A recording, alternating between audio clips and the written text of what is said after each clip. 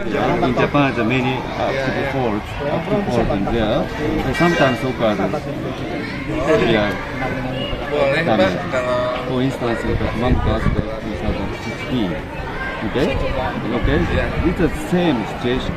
But if occurred earthquake, at first, strong vibration.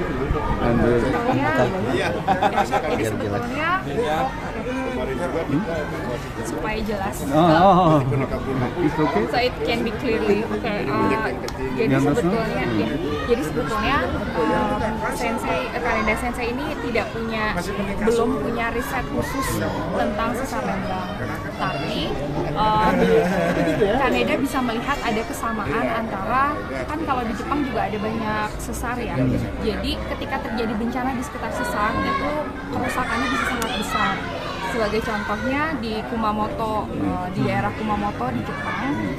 Jadi daerah Lembang itu harus lebih waspada karena bisa jadi masalahnya bukan hanya di earthquake bukan hanya di gempa bumi tapi bencana terusan setelahnya.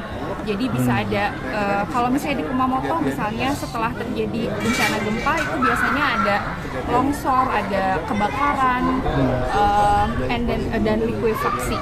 Nah kalau misalnya di Lembang mungkin likuifaksi, saya lupa teman saya yang biologi. Mungkin di Lembang lebih banyaknya landslide.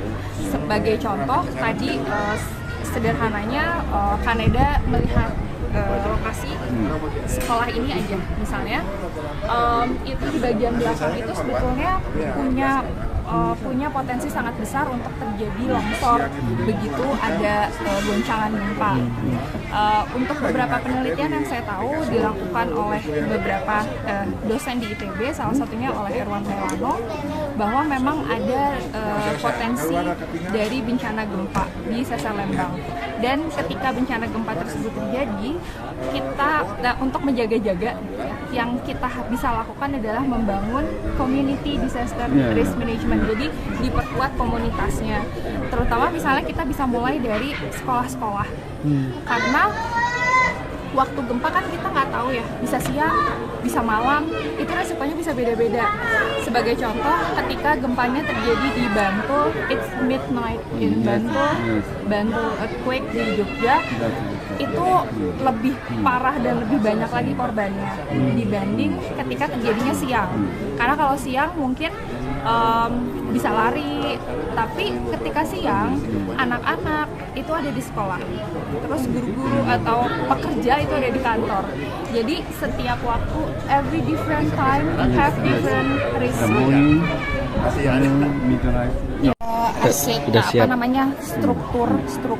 Strukturnya sudah kuat untuk menghadapi bencana gempa, struktur bangunannya. Sedangkan di Indonesia struktur bangunannya masih sangat buruk ya, bisa dibilang masih sangat lemah. Kemudian juga karena biayanya sangat mahal, it's very expensive to make some earthquake resistant structure. Yes, however, the municipality will support some budget to repair. Kalau di Jepang itu ada budget yang sangat besar untuk struktur dan konstruksi tahan gempa. And the earthquake early warning system already established. Sama early warning system bahayanya lebih bagus. Of course, it's very close. The early warning is not so available. Yes. Tapi dengan lokasi sedekat ini di Lembang, mau early warning kayak gimana pun pasti bahaya. Yeah. And you have to reserve some food, water at home. No. Sorry. Usually the Indonesian house, many people keep the foods and the water or sometimes radio to inform. Nyiapin itu. Di setiap rumah harus sudah punya siap tas siaga bencana. Di dalam tas itu bag, barang-barang penting, ijazah, makanan, lighter, sama thermal blanket. Jadi setiap rumah itu harus menyediakan itu gitu. Karena kalau kita mengandalkan menunggu di evakuasi pada saat kita sedang terkena, menunggu bantuan itu bisa sangat lama.